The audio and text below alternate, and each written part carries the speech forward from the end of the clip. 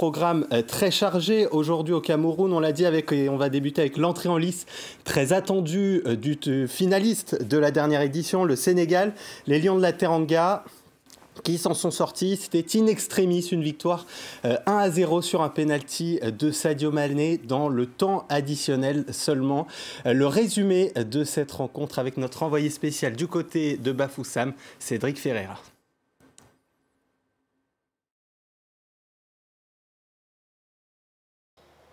Quel soulagement pour le Sénégal. Il a fallu attendre les tout derniers instants de la rencontre pour voir les Lions prendre le dessus sur le Zimbabwe.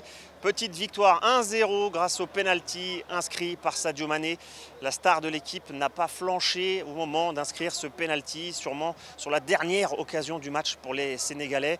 Sur le plan comptable, c'est parfait, les 3 points de la victoire. En revanche, dans le contenu, il y a beaucoup à redire. Les Sénégalais qui n'ont pas fait forte impression.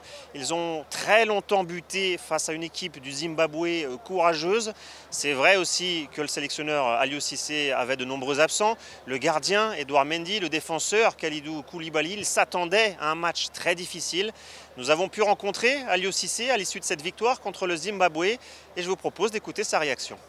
Entrée difficile, oui. Réussie, oui. Je me tue à le dire, depuis 6 ans je suis à la tête de cette sélection. Les gens pensent que les équipes africaines, il n'y a que les ténors qui progressent. Les autres travaillent aussi. Toutes les équipes travaillent, tout ce que nous, les grandes équipes font, les professionnels font, c'est ce que les autres font aussi. En Afrique, il n'y a plus de petites équipes. Les gens qui pensent qu'il y a des petites équipes risquent de se tromper. La suite pour le Sénégal, ce sera maintenant le prochain match contre la Guinée, ce vendredi, toujours ici, dans ce stade de Bafoussam. La Guinée qui, de son côté, a aussi réussi son entrée en lice avec une victoire 1-0 contre le Malawi. On attend maintenant une prestation un peu plus convaincante des Lions, qui font partie des favoris dans cette Coupe d'Afrique des Nations. Le vainqueur, d'ailleurs, de ce match entre le Sénégal et la Guinée sera directement qualifié pour les 8e de finale. C'est évidemment l'objectif du Sénégal pour tout de suite évacuer le maximum de pression et continuer sa marche en avant vers peut-être son premier titre en Coupe d'Afrique des Nations. Hervé, que ce fut compliqué pour les Sénégalais, avec très peu d'occasions à se mettre sous la dent et finalement ce coup du sort et ce penalty dans le temps additionnel.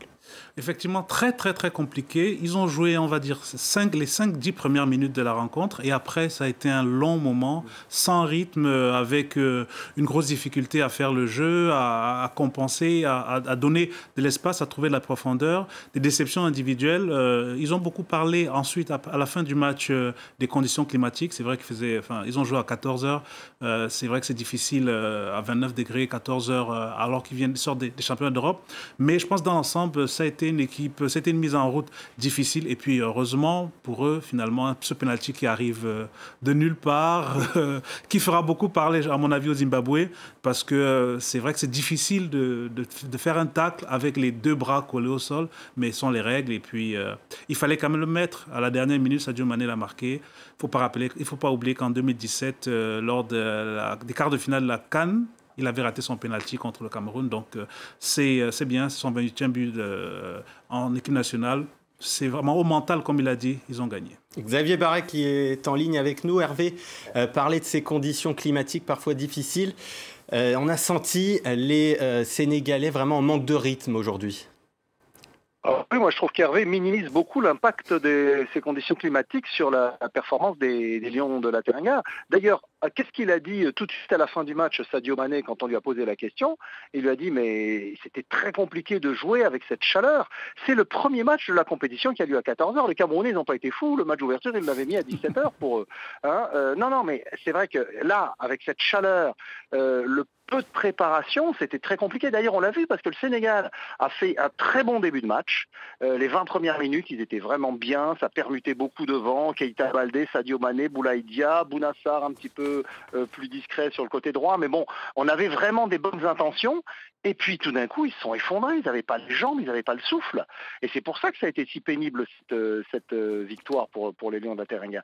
C'est parce qu'ils n'avaient pas le coffre pour tenir 90 minutes avec ce cagnard, avec cette chaleur. Et c'est ça c'est ça pour moi le principal défi de l'UCC dans les prochains jours. Ça va être que son équipe puisse récupérer, puisse trouver des conditions de récupération suffisantes pour être à nouveau opérationnel. Et d'ailleurs, le prochain match, il aura lieu à nouveau à 14h pour eux. C'est vraiment pas cadeau ce calendrier pour les Sénégalais. Hervé, 11 absents quand même côté sénégalais, mais il y avait une attaque qui avait vraiment fière allure avec Sadio Mané évidemment, mais aussi Keita Baldé et Boulaye Dia, et pourtant très peu de créativité, on a eu cette sensation. Oui, effectivement, il y avait beaucoup d'absents, mais au-delà de l'attaque, même le milieu de terrain était d'un très bon niveau. On le dit, le Sénégal, c'est quand même l'équipe la plus complète ligne par ligne de cette compétition. Et le 11 aligné aujourd'hui avait vraiment fière allure. Après, effectivement, ils ont eu du mal à jouer ensemble. Les lignes sont desserrées au fur et à mesure de la partie. Et puis après, les Zimbabwéens ont commencé à prendre confiance, ont été un peu plus agressifs. Mais c'est vrai que ça a manqué d'impact dans les derniers mètres. Je crois qu'ils ont cadré 4 tirs dans le penalty. Donc, autant dire que c'était pas une grosse équipe. Mais cela dit, c'est souvent le cas avec cette équipe du Sénégal qui ronronne un peu, qui gagne des matchs par des scores étriqués, mais qui finit par gagner. Il y a cette culture de la haine de la défaite qui est importante pour ce genre de tournoi. On se souvient qu'en Égypte, en 2019, le début de la compétition pour les Sénégalais n'avait pas été simple et finalement les Sénégalais sont allés jusqu'en finale. Un mot